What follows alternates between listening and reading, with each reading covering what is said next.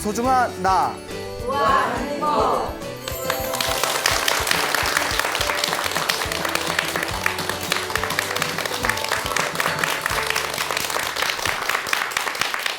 예, 만나서 반갑습니다. 예, 광우 스님이라고 합니다. 또 멀리서 우리 소나무 애청자 분께서 또 편지를 보내주셨어요. 예, 여러분들 읽어 드릴 테니까 한번 잘 들어보세요. 광우 스님께 안녕하세요. 저의 법명은 성부라입니다. 저의 집은 친할머니에서부터 아버지까지 독실한 불자 집안입니다. 하지만 저는 광우 스님의 소나무를 보기 전까지 불교에 대해서 너무 모르는 무늬만 불자였던 것 같아요. 지금은 매일 BTN에서 광우 스님의 소나무를 보고 또 보고 잠들기 전까지 계속해서 듣고 있습니다. 저는 법화경 사경을 하고 있습니다. 법화경을 50번 넘게 쓴 도반이 권유하여 법화경 사경을 시작하게 되었는데 현재 11번째 사경하고 있습니다. 사경을 하면서 틈나는 대로 관세음보살 연부를 합니다. 광우 스님께서 방생이 좋다 하여 미꾸라지 방생도 여러 번 하였습니다. 방생을 할 때 연부를 하고 반야심경을 독송하며 아들을 위하여 방생하였는데 그날 저녁 꿈에서 아들이 빨간 밥풀 같은 것을 입에서 계속 토해내더니 나중에는 점점 하얀색으로 변해서 토를 하더군요. 정말 신기했습니다. 우리가 경전을 보다 보면 기도를 열심히 하거나 복을 많이 지을 때 어떤 업장이 소멸하는 꿈을 꾸게 된답니다. 그 업장 소멸과 관련된 대표적인 꿈이 그 몸에서 더러운 게 빠져나가는 꿈을 꾼다고 해요. 이렇게 토를 한다거나 대소변이 시원하게 한다거나. 근데 아들을 위해서 방생을 하고 기도를 해줬는데 꿈에서 아들 입에서 빨간 밥풀 같은 걸 토했는데 점점 무슨 색으로 변했다? 하얀색으로 변했다. 이제 업장이 소멸하고 있다는 어떤 그런 가피의 꿈이 되겠습니다. 또 경전이나 예전에 큰 스님들 법문에 자주 나오는 내용이에요. 또 다른 꿈을 꾼 적이 있는데 저의 몸에서 득실득실한 하얀 벌레들이 몸 밖으로 빠져나오는 꿈이었습니다. 몸에서 벌레가 나가는 꿈도 무엇이 소멸하는? 업장이 소멸하는 전형적인 어떤 꿈의 패턴입니다. 그리고 법화경을 사경하면서 은은한 가피를 많이 받았습니다. 법화경을 7번째 쓸 때에는 저녁에 퇴근하고 집에 들어가니 집안에 꽃 향냄새가 가득해서 남편한테 혹시 집에 향을 피웠냐고 물어볼 정도였습니다. 신기하게도 그 향내가 1시간 넘게 이어지더군요. 실제로 법화경 사경을 하거나 기도를 많이 하신 분들이 기도하다가 그 향을 피우지 않았는데도 향 냄새를 맡는 그런 어떤 일화가 굉장히 많습니다. 제 주변에도 많은 불자님들이 기도하다가 갑자기 향내가 확 뿜어져 나오더니 몇 시간 내내 집안에 향내가 남아있더라고. 근데 이게 실제로 많은 분들이 기도할 때 겪는 경험이기도 합니다. 제가 광우 스님의 법문을 들으면서 가장 마음에 와닿은 말이 있습니다. 불교는 단순한 믿음의 종교가 아니라 실천하고 체험하는 수행의 종교이다.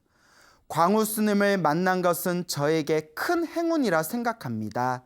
감사합니다. 항상 건강하세요. 자, 이상입니다. 자, 이렇게 해서 이게 좋은 편지를 보내주신 우리 성부라 보살님의 이야기를 잠시 우리가 들어보았습니다. 실제로 우리 주변에서 보면 많은 불자님들께서 스님, 기도를 시작하면서 꾸준히 사경하고 독경하고 염불하였더니 몸과 마음이 편안해지고 알게 모르게 가정이 편안해지는 것을 느꼈습니다. 라는 분들의 수없는 경험담이 있습니다. 그러니까 우리 소나무를 애청하시는 우리 많은 불자님들께서도 제가 항상 하는 이야기죠. 귀로만 들으면 된다, 안 된다? 안 된다. 귀로 들어간 거는 어떻게 될까요? 그렇죠. 한 귀로 다 또 날아가죠. 어쩜 그렇게 잘 알아요? 예. 그래서 귀가 그래서 두 개래요. 한 귀로 듣고 한 귀로 나간다고. 그런데 이제 귀로 들어온 거는 귀로 나가기 전에 반드시 무엇을 해야 된다? 몸으로 실천하고 체험하고 수행할 수 있어야 됩니다. 그러니까 법화경 사경을 하든 금강경 독송을 하든 연부를 하든 내가 실제로 체험하고 수행할 때 이와 같은 불보살의 은은한 가피를 맛보게 된다라는 것을 우리 불자님들이 꼭 마음속에 되새기고 각인하시고 실천하도록 노력하시기 바랍니다. 알겠죠? 네. 자, 그래서 오늘 또 재미난 이야기들을 준비했습니다. 우리 화계사에 이제 다니시는 어느 불자님께서 굉장히 아주 그 재미난 그런 신비한 이야기를 해주셨는데요. 지금 연세가 50대 중반 정도 되세요. 50대 중반 정도 되시는 이 보살님께서 그 얼마 전에 아버지께서 세상을 떠나셨답니다. 아버지께서 이제 세상을 떠나시고 우리 보통 사찰에서는 누군가가 세상을 떠나시면 제를 올리잖아요. 그래서 몇 제 올린다고 하죠? 그렇죠. 49제를 올린다라는 이야기가 있지 않습니까? 그래서 사람이 죽으면 이제 이 영가가 사람이 죽은 그런 이제 귀신의 상태가 된 이제 이 영가가 살아생전에 선업을 많이 지었거나 살아생전에 악업을 많이 지은 사람은 바로 다음 세상에 선업을 많이 지었던 존재는 바로 죽자마자 좋은 곳에 태어나고 악업을 많이 지은 존재는 죽자마자 나쁜 곳에 태어난답니다. 그런데 어설프게 지은 존재들 있잖아요. 선업? 악업? 애매하네. 애매하고 어설픈 그 영가들은 7일 안에 새 몸을 받는 경우도 있고 21일 안에 새 몸을 받는 경우도 있고 그런데 무조건 49일 안에 새 몸을 받는답니다. 49일 안에는 새 몸을 받는다라는 그런 어떤 불교의 가르침이 있거든요. 그래서 우리가 돌아가신 분들이 다음 생에 좋은 몸을 받기를 발언하면서 기도를 올려드리고 공덕을 짓는 기간을 우리가 49제, 일주일에 한 번씩 7번의 제를 올리는 49제라는 어떤 불교의 전통적인 그런 제 문화가 생기게 됩니다. 그래서 49제 다 들어보셨죠? 네. 그래서 이와 같은 이제 49제가 있는데요. 그 보살님께서 아버님께서 이제 세상을 떠나시니까 친아버지가 세상을 떠나시니까 49제를 이제 올리게 되었답니다. 49제를 시작하고 얼마 안 돼서 시누이가 있었는데 시누이가 자꾸 몸이 좀 이상하더래요. 몸이 이상해. 몸이 이상할 때는 어딜 가야 되죠? 병원에 가야 됩니다. 몸이 이상해. 사우나 가면 안 돼요. 땀 빼면 낫겠지. 안 됩니다. 뭐 온천 간다고 될 일이 아니에요. 몸이 이상하면 바로 어디부터 가봐라? 병원부터 가봐라. 예전에 저와 친분이 있는 어느 보살님이 계셨는데 그 보살님이 겁이 많았대요.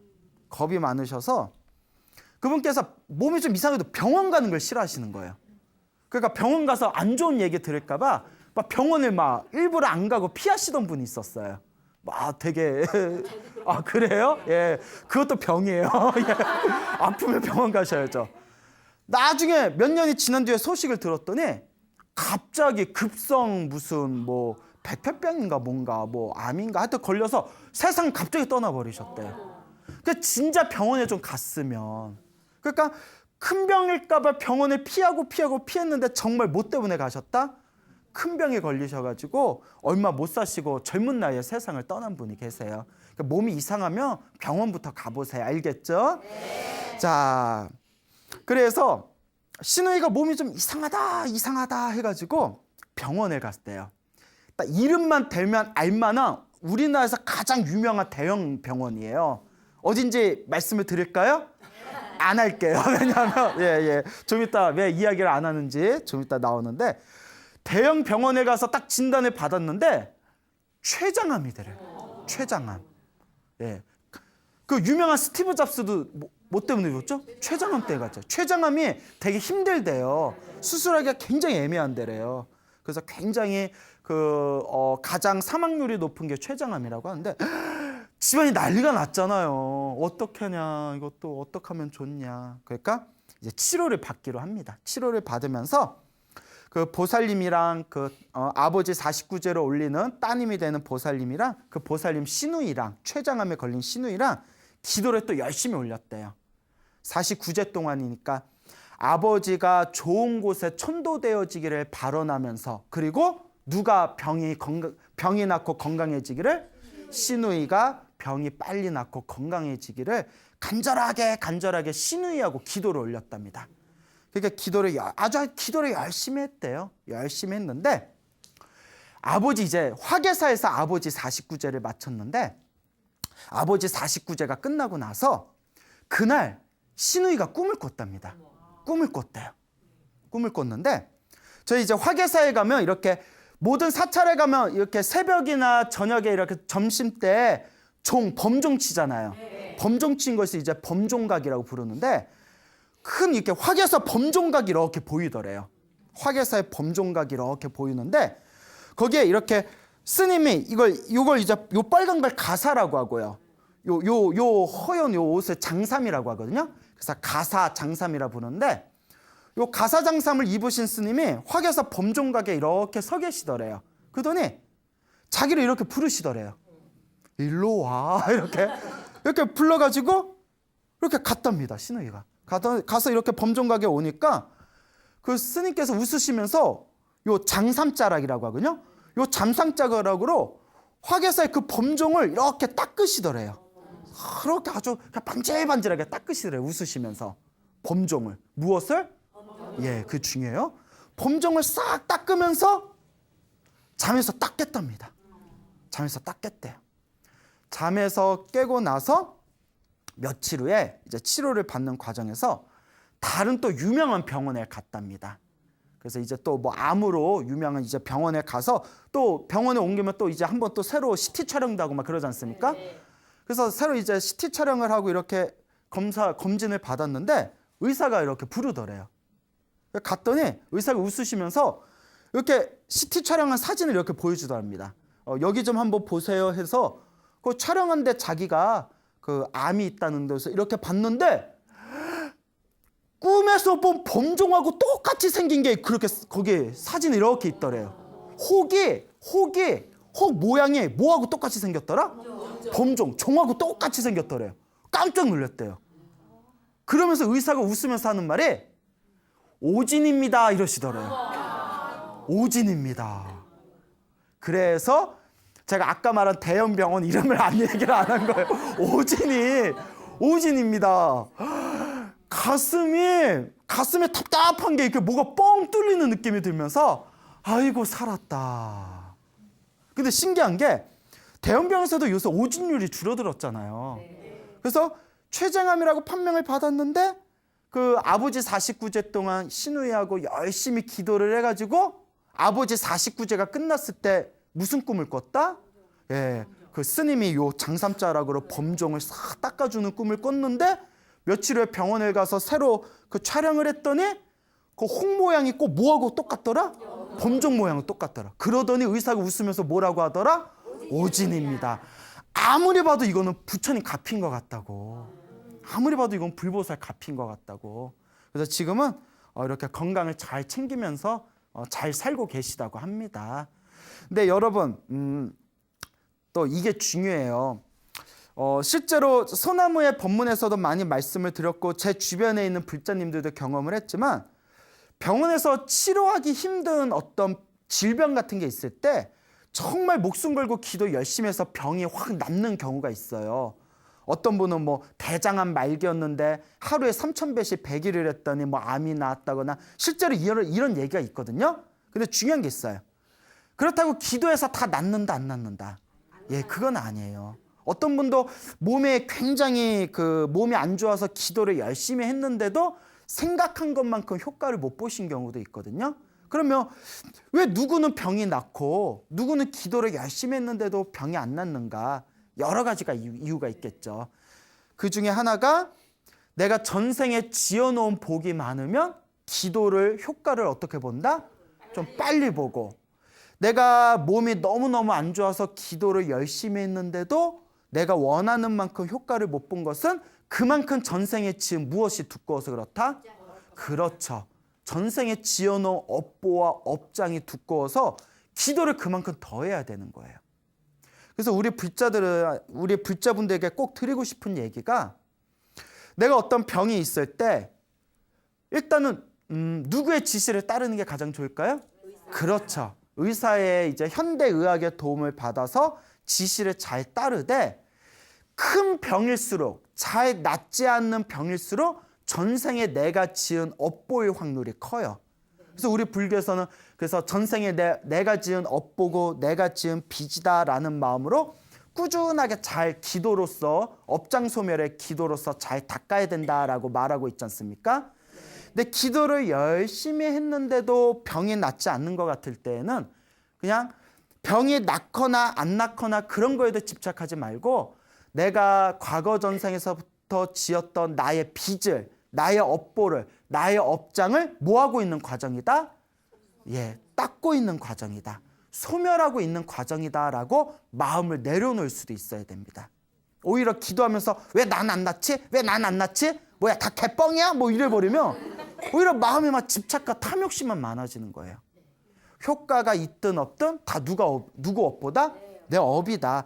지금 당장 효과가 없는 것 같아도 내가 지금 기도하고 내가 지금 수행하고 내가 지금 복을 쌓고 있는 것 자체가 나의 무엇을 닦고 있는 과정이다?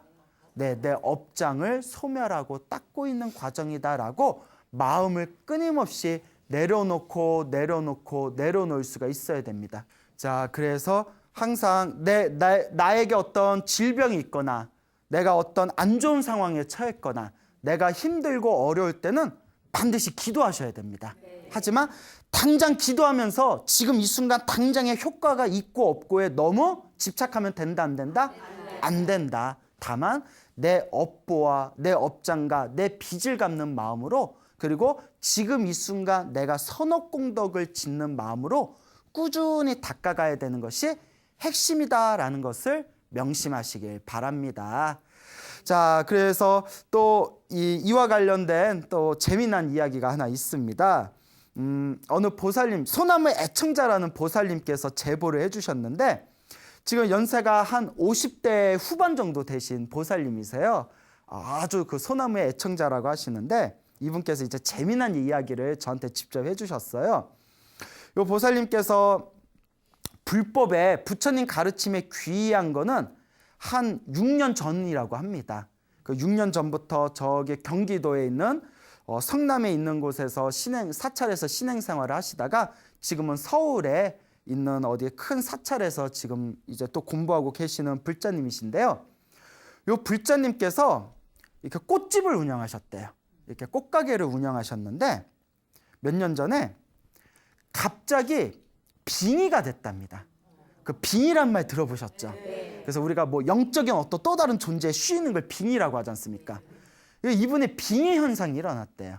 근데 그러니까 빙의도 상태가 심각하신 분이 있는가 하면 좀 상태가 일상생활하는데 크게 어려움이 없을 정도로 또 이렇게 사시는 분들이 있거든요. 빙의가 딱 되셨는데 그분 말씀이 내 안에 또 다른 내가 있는 게 느껴진대요. 예? 무슨 노래 가사 같죠? 내 안에 또 다른 내가 있는 것 같은. 예? 그 드라마 대사에도 그런 대사 있잖아요. 이 안에 너 있다. 맞나요? 빙인가요? 이 안에 너 있다. 내 안에 또 다른 내가 있는 게 이렇게 느껴지고 주변 사람들도 눈치챌 정도였대요. 가끔씩 야, 너 좀 이상해. 꼭 이상한 이야기를 한다든가 뭐 이상한 좀 행동을 한다든가.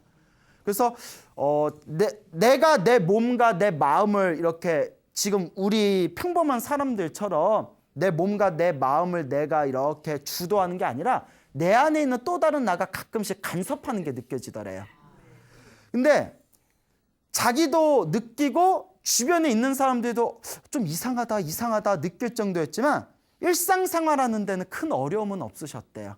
그래서 그냥 그러려니 사셨대요. 그렇게 그러려니 사셨는데 그러다가 이제 불법을 만나시고 부처님의 가르침을 만나시고 어느 날이었답니다. 그때 그 6개월 동안 금강경을 매일 독송했대요. 6개월 동안 무엇을 독송했다? 금강경. 6개월 동안 금강경을 열심히 매일매일 독송을 하시다가 6개월이 지난 뒤에 서울에 있는 뭐 유명한 사찰에 이렇게 찾아가게 됐는데 그 사찰에 관세음보살님을 모셔놓은 관음전이라고 있었대요. 관세음보살님 불상을 모셔놓으신 관음전이라고 있었는데 그때 6개월 동안 금강경을 매일매일 열심히 독송하고 거기 이제 사찰에 참배를 드리러 갔다가 관음전에 이렇게 들어갔답니다. 그래서 앞에 이렇게 관세음보살님 불상이 있고 관세음보살 불상 앞에서 이렇게 절을 올리고 이렇게 앉아 있는데 갑자기 이제 환상을 보신 거예요. 갑자기 환상이 보이는데 앞에 있는 관세음보살님이 갑자기 말을 하시더래요. 여기가 어딘데 네가 왔냐 이러더래요. 여기가 어딘 줄 알고 네가 따라왔냐 이러면서 관세음보살님이 갑자기 저랬는데 여기가 어딘 줄 알고 네가 왔어 이러시더니 관세음보살님이 이렇게 내려오시더니 자기 코에다가 딱밤을 치시더래요. 코에다 딱밤을 딱 하고 치시더랍니다. 왜 그래 관세음보살? 왜 사람 딱밤을 쳐? 그래서 코에 콧잔등에 콧등에 딱밤을 딱 치는 순간 몸에서 뭔가 쑥 하고 빠져나는 느낌이 들더래요. 몸에서 뭔가 쑥 하고 빠져나는 느낌이 들더니 그 이후로 빙의 현상이 사라졌답니다. 당신이 그런 체험을 했다고. 예. 그런데 예전에도 그 무속인들도 그런 얘기를 하고 큰 스님들도 그 비슷한 얘기를 한 적이 들었는데 한 번 뭐가 스쳐간 몸에는 뭐가 또 자꾸 들어올 수가 있대요. 예, 그러니까 한 번 길이 터진 거잖아요. 예? 한 번 길이 터진 데는 뭐가 또 한 번 이렇게 왔다 갔다 할 때가 있답니다. 예? 아니나니까 그 보살님이 그때 빙의가 관세음보살님이 콧잔등에 이렇게 딱밤을 치면서 뭐가 쑥 빠져나가는 느낌을 받으면서 빙의 현상이 사라졌는데 어느 날이었대요. 어느 날에 이제 당시 딸이 있는데 딸이 이제 자취집을 찾으려고 딸이 살 자취집을 찾으려고 이렇게 부동산 하시는 사장님하고 부동산 사장님하고 집을 보러 다니셨대요. 딸이 살만한 좋은 자취집이 있나 자취방이 있나 찾았는데 어느 그 자취방을 갔는데 같이 가기로 한 부동산 사장님이 자리를 비웠대요. 그래서 한참을 기다렸는데 사장님이 안 오셔가지고 심심하니까 그렇잖아요. 혼자 기다리고 심심하니까 내가 먼저 좀 보고 있지 뭐 하고 이렇게 방에 들어가셨대요. 혼자 그 컴컴한 음침한 방에 혼자 들어가서 방 구경을 하다가 뭐가 갑자기 뭐가 쑥 들어오는 느낌을 받았대요. 뭐가 쑥 들어오는 느낌을 받으니까 이제 뭐 어디 방 보러 못 다니겠다 야 무서워서 방 보러 갈 때는 반드시 누구랑 가세요? 사장님이랑 가세요. 혼자 구경하다가 뭐가 쑥 들어온 느낌이 들더래요. 깜짝 놀래가지고 그거 그날 밤 꿈을 꿨는데 꿈에 머슴 있죠. 머슴 옷을 입은 남자가 나타나는 꿈을 꿨대요. 그러니까 머슴 남자 귀신이 붙었나 봐. 그래서 또 이제 약간 또 그런 빙의 현상이 일어났대요. 그러다가 요 보살님이 하시는 말씀이 무슨 얘기를 하냐면 그 이제 당신이 그 서울에 있는 사찰에 어느 입춘기도를 가는 날이었대요. 입춘기도 아시죠? 이제 봄을 맞이해서 우리가 입춘기도 올리려 하잖아요. 입춘기도를 가면서 이제 차를 운전하고 가는데 차를 운전하고 갈 때 나무아미탑을 연불을 크게 틀어놓고 나무아미탑을 연불 테이프 있잖아요. 차 안에서 나무아미탑을 연불을 큰 소리로 따라하면서 나무아미탑을 연불하면서 운전을 하는데 갑자기 또 환상이 보이더래요.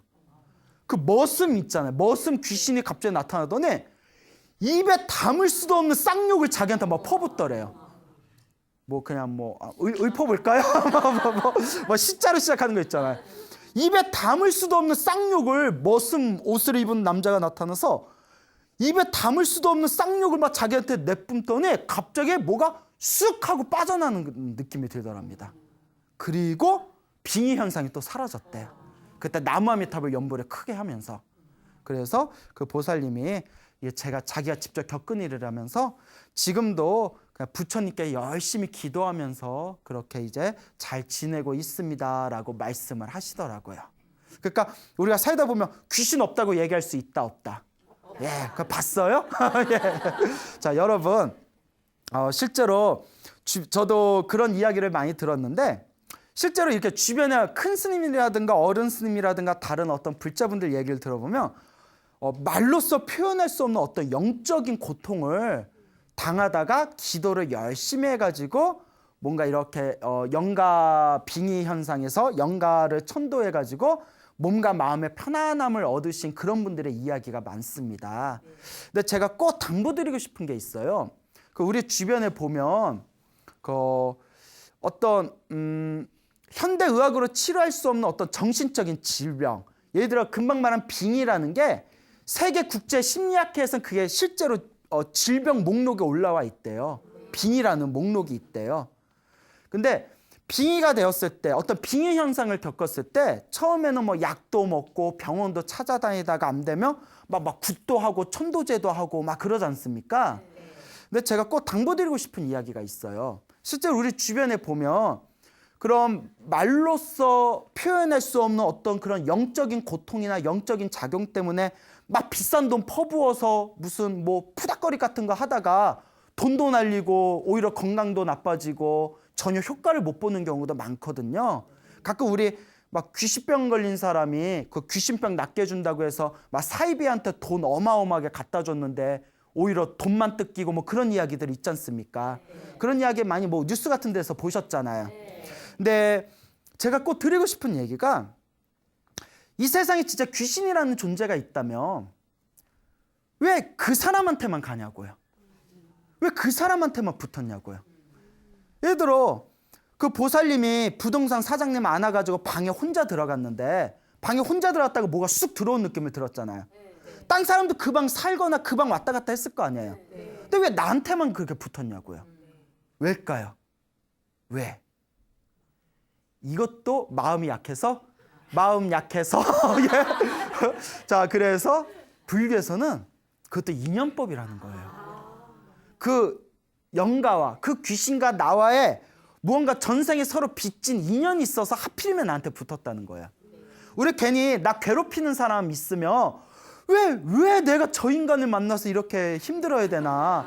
내가 저 인간을 왜 내가 저 인간을 만나가지고 내가 이렇게 괴로운가? 이런 생각 들 때 있잖아요. 불교에서 뭐라고 해요? 우연이 아니라 뭐야? 인연이야. 그래서 너와 나의 인연이기 때문에 막 내가 너를 왜 만났지? 뭐야? 이게 인연이라고? 인연 막 이러잖아요. 예? 예? 인연, 너와 나의 인연. 영가도 귀신도 나와의 무엇이다? 인연이라는 거예요. 그러면 그 인연을 풀려면 어떻게 해야 될까요? 결국은 기도예요. 내가 풀어야 돼요. 누가 풀어야 된다? 내가 풀어야 된다. 무슨 말인지 알겠죠?